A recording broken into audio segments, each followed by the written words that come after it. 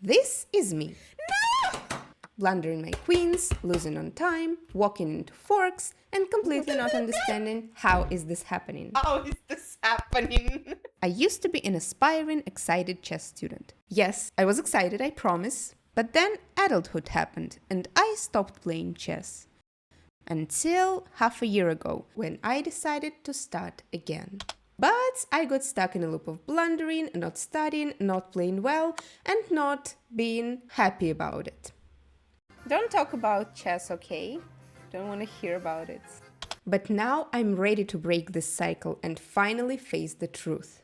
I have to study. No more procrastination, no more blaming anything but myself. For the next 30 days, I'm actually going to study chess every single day. This is my online rating at the moment, and it's probably worth mentioning that I also have an OTB rating, which is 1682, but I haven't played OTB in a long time, so that's the most accurate representation of the situation. I mostly played Blitz and Bullet. I played Rapid a few times, and I'm very curious what are the results gonna be and if I actually improve in these 30 days. Here I already regret doing this because now I have to study.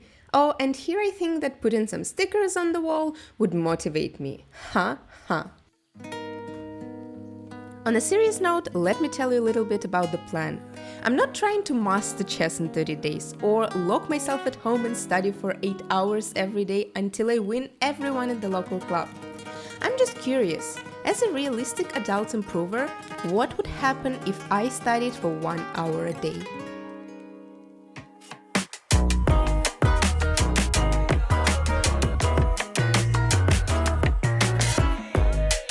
We are 1 week into the challenge, so let's make a little review of this week. First thing that I actually notice is how unused am I to studying. I literally lack this habit. And that is so surprising because I was spending hours every day studying not that long ago when I was at university.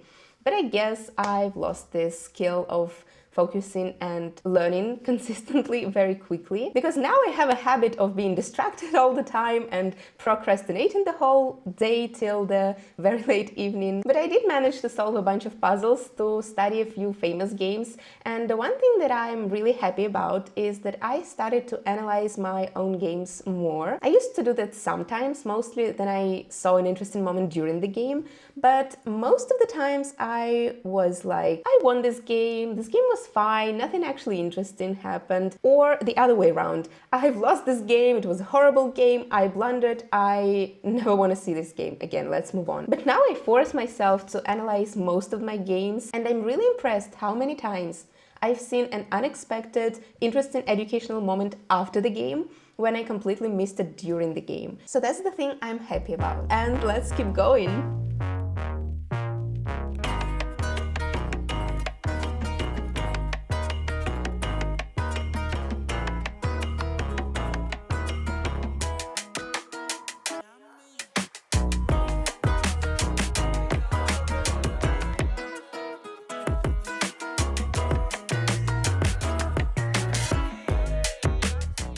Okay, we are actually more than 2 weeks into the challenge, but I still want to give you some updates on week 2. After a warm-up week 1, I quickly realized that the initial plan of doing 30 minutes of tactics, 30 minutes of something else, like studying endgames or analyzing games, is not working for me because it feels just too chaotic. It looks like me trying to do this thing today, then another thing tomorrow, then completely another thing the day after. I decided to create a simpler plan, which is for the whole week 2, to focus on studying more of a famous games of the great players of the past. At first I thought I could make this week more about strategy, to watch some games according to some themes, like open files, for example, or weak squares. But I actually quickly got carried away with Tal's games and ended up studying 5 Tal's games. But to be honest, when you start, you cannot stop. Like, look at this game Tal played. He played none other than Spassky, who was also a world champion, but look at how easily Tal won this game. There is literally something magical about his games. I still solved some puzzles this week, and actually another improvement that I came up this week was to write things down. Because I can tell you, things I learned or any more or less smart thoughts that I have, they leave my head pretty quickly. So I decided to write down a little hints of ideas that I saw in the games, or just helpful tips like, remember, you don't need to castle kingside on autopilot. Sometimes it's worth considering castling queenside. And reading this right now, I actually remember which game this is coming from and where I've seen this idea. Or, opponent here traded an important dark squared bishop. That's why white could attack here. And then I can reread my notes just like that to refresh things that I learned in my memory. And if you are like me, forgetting things, I would definitely recommend doing this. Also, something exciting happened, okay? I was playing my online game and I realized that I've seen a sacrifice in a position very similar to the one that I had in my game.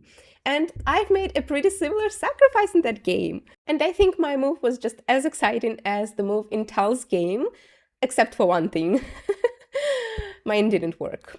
But just the fact that I had an idea in my mind coming from a game that I studied is just amazing. Because usually when I play, my mind is just like not full of nice ideas, let's just say. Anyways, let's continue.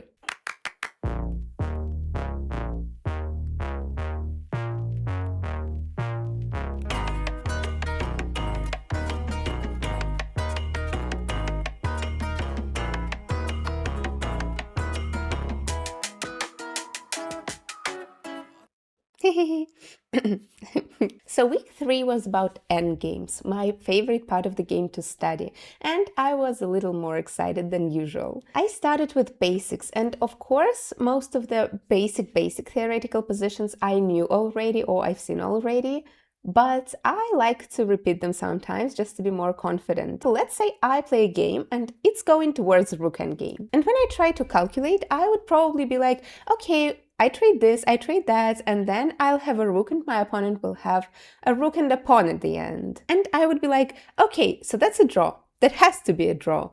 But do I actually remember how to make a draw? And of course I remember the basic Philidor position, for example, but then what if my opponent tries to be tricky? And just like that, I'm spiraling down, panicking. Instead of this, I would love to be like, okay, so we end up in a rook against rook and a pawn endgame. I know that's a draw, I just reviewed this position and most of the tricky lines my opponent can try to win, so that's fine. And I eliminate this extra necessary panic. I wanted to do this actually for a long time, so finally. After that, I also studied a few more complex endgames with more pieces and ideas, like how to bring your king to the center, how to use your pieces better in the endgame in general. And that was week 3.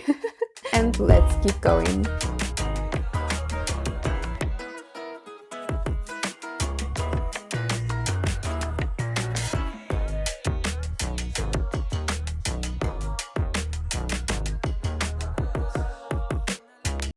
Okay, a quick final week update. This week was about openings, and please let me not go too detailed about how it went. I hate learning openings. There are so many lines and so many moves to memorize, and not only to memorize, but to understand. And then after the opening, you have to know what to do in the middle game and know your ideas and plans. And I'm just going crazy. You can see that's not my favorite thing to study. Now, there are a lot of controversial opinions about openings. You should not study it until you're 2000. Study this opening when you're 1200 and win everyone. You should memorize all the lines. Whatever you do, just don't memorize. I'm not gonna go deep in that opening topic because I think that's the whole another story. But I can tell you that I think my biggest problem with openings, and even when I was playing OTB, was and is that I cannot connect opening with middle game, if that makes sense. And I often ended up in situations where I knew some moves, I knew some lines, but the positions I got after the opening, I just had no idea what to do there. And I heard that watching games played in this opening that you try to improve helps with that a lot. Because when you see not the only opening part itself, but also how people play similar positions that they got from that opening, how they place their pieces, what kind of plans they have, you can get some ideas for yourself as well. Of course, when you start practicing and playing, you forget things and you go back and review them, you face new moves and you go back to see what to do there. So it's definitely not a quick process, but I'm glad that I'm going out of my comfort zone and slowly but surely try to improve. Okay, enough talking. Next stop, final results. Excited! final results time. I studied chess 1 hour a day for 30 days. I know we all love numbers, so let's go straight to how my rating has changed. Here is my rating on day 1. And here is my rating on day 30. Even though I did not expect any drastic rating change or crazy results, this rating progress and the whole challenge in general was a humbling experience. First, week 1 was adapting to having this hour a day for studying and trying to be more focused and consistent. Then realization that my initial plan of doing 30 minutes of tactics, then 30 minutes of something else, I'll figure out what, was a little careless. And a new plan of having a week for analyzing games, then a week for endgames, then a week for openings. And looking back, if I were to do this again, I'd probably simplify even more and focus on less things but deeper. I think that shows how, even though at the beginning I thought about how studying every day for the whole month sounded a lot,